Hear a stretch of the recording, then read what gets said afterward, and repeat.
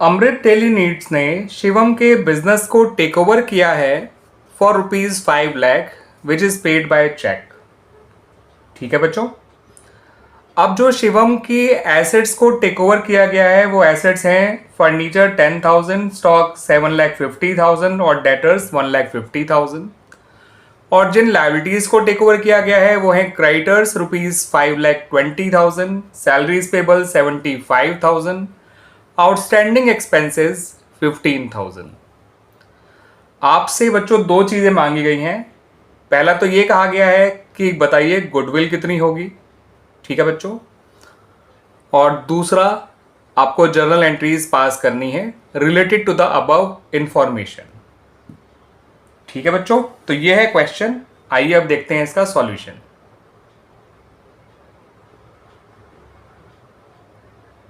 तो बच्चों गुडविल निकालने से पहले आप नेट एसेट निकाल लीजिए शिवम की, जिनको टेक ओवर किया गया है। नेट एसेट का फॉर्मूला होता है बच्चों एसेट्स माइनस लायबिलिटीज। अब जितनी एसेट्स टेक ओवर करी गई हैं उनको जब आप ऐड करेंगे तो 10,000 फर्नीचर के,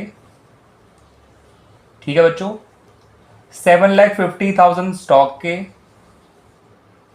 1,50,000 डेटर्स के, इनको ऐड करिएगा और सब्ट्रैक्ट करिएगा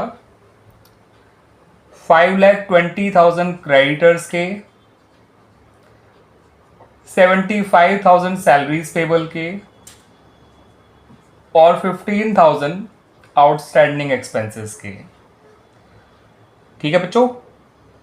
सारी एसेट जोड़ेंगे तो ये आएगा 9,10,000, सारी लायबिलिटीज जोड़ेंगे तो ये आएगा 6,10,000। तो आपका जो परचेज नेट एसेट जो आएगा वो आएगा ₹3 लाख। तो बच्चों नेट एसेट तो समझ में आ गया कैसे आया।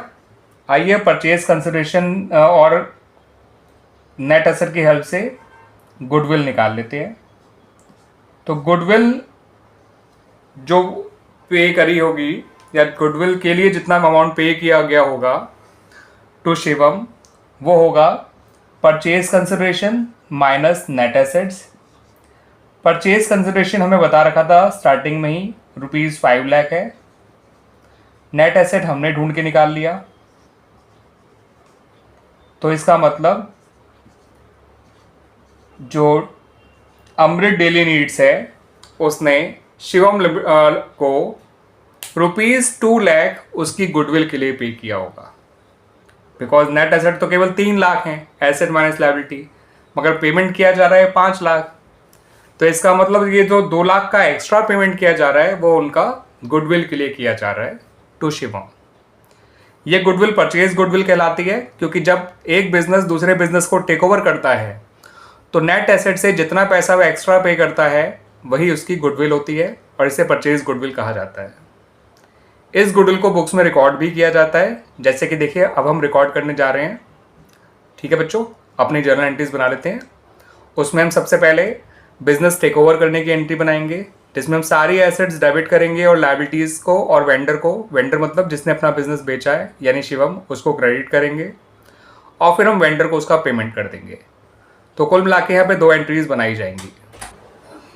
तो बच्चों जो पहली एंट्री बनाई जाएगी उसमें आपको अपनी सारी एसेट्स डेबिट करनी है, यानी फर्नीचर को, स्टॉक को जिसको हम इन्वेंट्री भी कहते हैं ध्यान रखिएगा, डेटर्स को और गुडविल को जो हमने अभी निकाला है, इन चारों को डेबिट करिए। Furniture account, stock account, debtors account और गुडविल अकाउंट, ये चारों अकाउंट बच्चों डेबिट हो जाएंगे।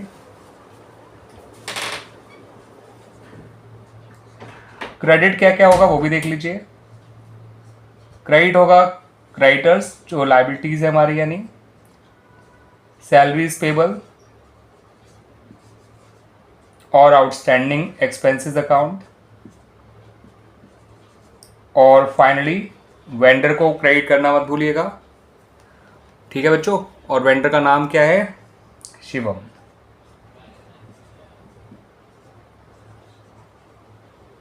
ठीक है बच्चों, एसेट्स के अमाउंट लिख लीजिए 10,000, 7,50,000, 1,50,000 और 2 लाख जो हमने भी गुडविल का ढूंढा था। क्रेडिटर्स का 5,20,000, सैलरीज पेबल 75,000, आउटस्टैंडिंग एक्सपेंसेस 15,000 और शिवम में ₹5 लाख जो परचेज कंसिडरेशन है।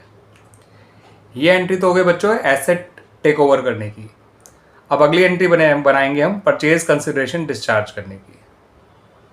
तो जो परचेज कंसिडरेशन डिस्चार्ज करने की एंट्री बनाई जाएगी उसमें हम शिवम को तो डेबिट करेंगे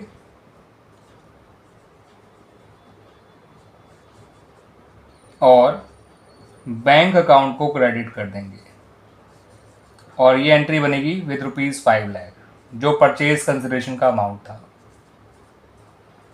तो कुल मिला के ये 2 एंट्रीज ही बनाई जाएंगी in the books of the firm. Clear बच्चों? और इस तरह से हमारा ये क्वेश्चन कंप्लीट हो गया।